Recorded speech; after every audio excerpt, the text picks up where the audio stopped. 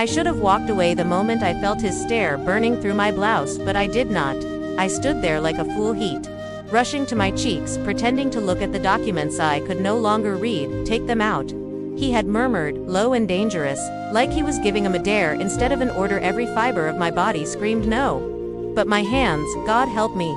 My hands moved on their own. I pulled my top aside, my heart hammering so hard I thought I would faint the way his dark eyes drank me, and it was like being consumed piece by trembling piece. Addier slid down my cheek as my body betrayed me, as my nipples hardened in the cold air between us.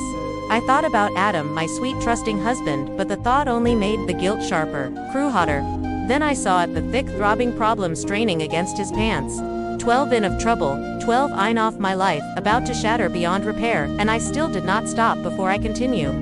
I just want to quickly appreciate everyone supporting this channel. Thank you so much. Your comments and your encouragement mean the world to me. My name is Amanda Reynolds. I am 33 years old, a proud American wife living in the suburbs of Atlanta, Georgia. I have a husband, Adam, a good man, a man who has given everything: a beautiful home, weekend getaways, candlelit dinners, unconditional love, but non-yaff that mattered the moment I stepped into Mr. Carter's office that Friday afternoon. Mr. Carter, me boss, the man who paid my salary, who ran the biggest real estate firm in Atlanta, and the man with the problem so big it could destroy my marriage in a heartbeat. It had started innocently, a glance here, a playful smirk there, an extra 5 seconds too long when handing me a file I had brushed it off. Told myself it was harmless office banter. I was married, for God's sake. I had a ring on my finger, but deep inside a dark hunger had started to bloom, a thirst I did not know how to quench. And no, standing half naked in his office, that thirst had taken over everything. He stood up slowly, like a panther ready to pounce, towering over me. He was persexed 5, his body pure muscle, his skin glistening with a fine sheen of sweat.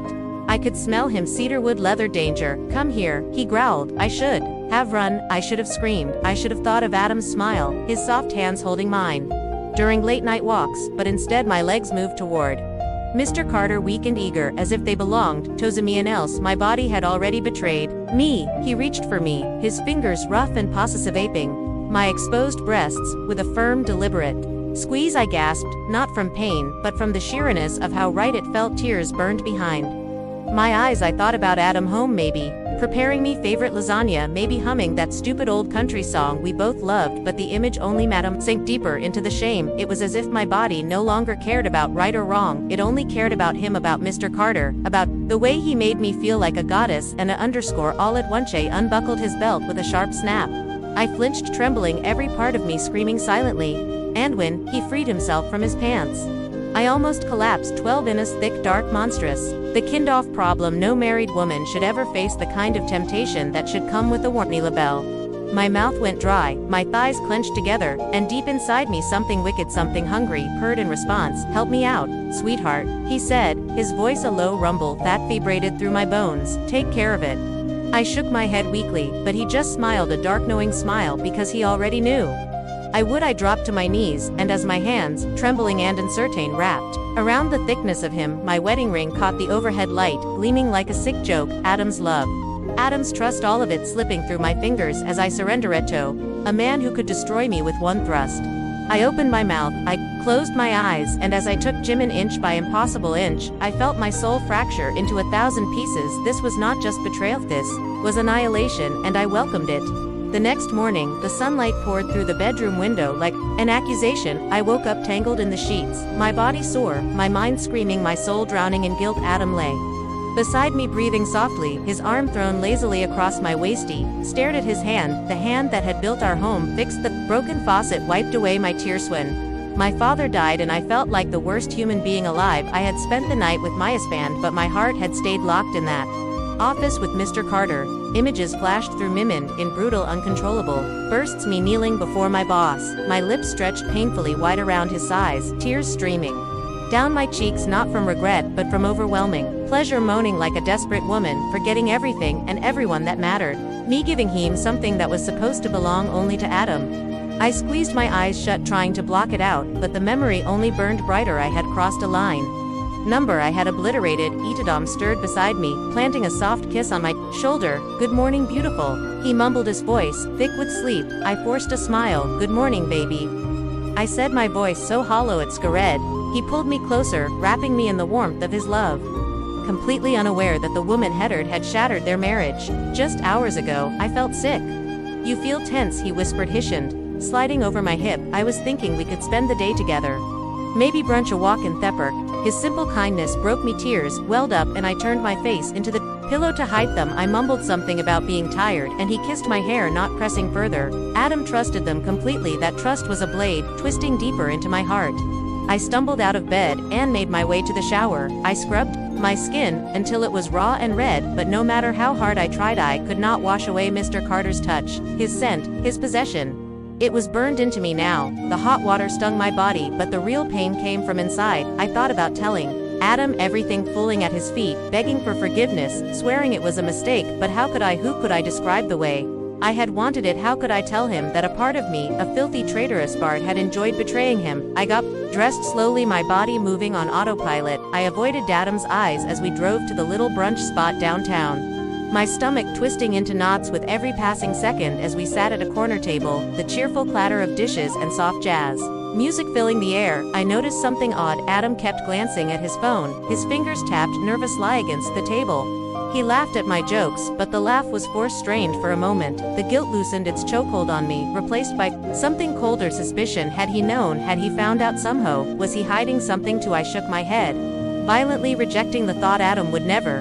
He was the good one. I was the monster in this marriage. Still, when he excused himself to take a call outside, my heart raced in my chest. I watched him through the window, saw the way he spoke, hurriedly gesturing with his hands, his face tight with anxiety. When he came back, he smiled too brightly. Work emergency, he said lightly, nothing to worry about. But something was wrong. I could feel it in my bones. The rest of brunch passed in a blur. We made small talk about the house repairs, the upcoming vacation we had planned to Florida, the neighbors' new dog, all while a silent, invisible lull grew thicker between us. Later that evening, as I sat alone in the living room, pretending to read me phone buzzed. Unknown number. You left something behind in my office. Beautiful. Come pick it up Monday. I will be waiting. My blood turned to ice. Mr. Carter, the man who had ruined me with a sickly forenoon. I deleted the message. Instantly, my hands shaking, I told myself it was over. It had been one reckless mistake. I would fix my marriage. I would bury the secret so deep no one would ever find it. But deep down I knew the truth. It was not over, not even close. Something darker was beginning, something that would tear apart everything I thought I had secured, because Mr. Carter was not the kind of man who played fair, and my husband, sweet loyal Adam, was not as innocent as I believed. Either secrets had a way of rotting everything they touched, and ours were about to explode. Monday came faster than I wanted. I stood outside Mr. Carter's office, building Mistamac coiled into 1,000 knots. I should have turned around. I should have deleted his message and never looked back, but a part of me, the same reckless part that had gotten me into this mess, pushed me forward. I told Adam I had an early work meeting. He kissed my forehead and wished him luck. He even packed me a lunchbox. The guilt nearly suffocated me. I stepped into the elevator, watching the numbers blink higher and higher. Every second brought me closer to to the man who owned pieces of me I could never get back. When I walked into Mr. Carter's office, he was waiting for me, leaning back in his leather chair, that wicked smile on his face, his large frame filling the room with dominance and heat. He said nothing at first. He just stared at him like he was peeling away all my lies with his eyes. I missed these, he said, his deep voice vibrating through me. He nodded at my chest. I crossed my arms defensively, hating how easily my body reacted to him. Relax, he chuckled. I just wanted to return something you forgot. He opened a drawer and pulled out my pink lace panties, the ones I had not even realized were missing. He dangled them from his fingers, the same fingers that had explored every inch of me. That day he snatched them from him, my face burning with shame. This was a mistake. I hissed it, Kanathathan again. But Mr. Carter only smiled wider. That is where you are wrong, sweetheart, he said smoothly. You think you can just walk away, after what we shared, after the way you begged for it. I shook my head, backing toward the door, but his words sank their claws into my mind, because deep down I knew he was right. I had begged for him. I had surrendered so willingly, so eagerly. It was pathetic. Go home to your little husband, Mr. Carter said, waving me off like a child. Boot, remember this. Whenever you lie in his arms, you will be thinking about me. I fled the opposite ears, blurring my vision. When I got home, Adam was waiting for me. He looked different, colder his usual easy smile was gone, replaced by something unreadable. How was your meeting? He asked it casually. I swallowed hard. Fine, just busy, He nodded, studying me too carefully. Later that night I found his phone lying unattended on the kitchen counter. Something told me to look. Something told my marriage was not the only one keeping secrets. I opened his messages and first, there was nothing: work, chats, family group texts, and then I saw it, a thread labeled Sweet Ashley. My hands trembled. As I scrolled, messages popped up like poisonous flowers. Cannot wait to see you again, baby. Last night was incredible. Your body drives me crazy. I dreamt about you all night. Pictures followed: a woman, younger, prettier, wilder, sending Adam selfies and lingerie. Him replying with Photoshop himself shirtless, grinning like a teenager, in love. I dropped the phone, as if it had burned meth through, spun my knees, buckled. Adam, my Adam, the man I thought I had betrayed. He had already betrayed me first. The realization hit me like a truck. All my guilt, all my shame, all the nights I had spent hating myself. He had been unfaithful. 2, maybe longer, maybe deeper. The worst part was I was not even angry. I was numb, because somehow it made what I did with Mr. Carter feel less evil-like. I was not the only villain in this story. We were both monsters wearing wedding rings. When Adam walked into the room, he saw his phone lying open. His face palled. You looked through my phone, he said quietly. I laughed, a bitter broken sound. Do not even start. I snapped. I know everything. He opened Eddie's mouth to defend himself, but I cut him off. You think I am innocent, I said, stepping closer. You think I am the perfect little wife you can cheat on without consequences. I leaned in, my voice cold as steel. I have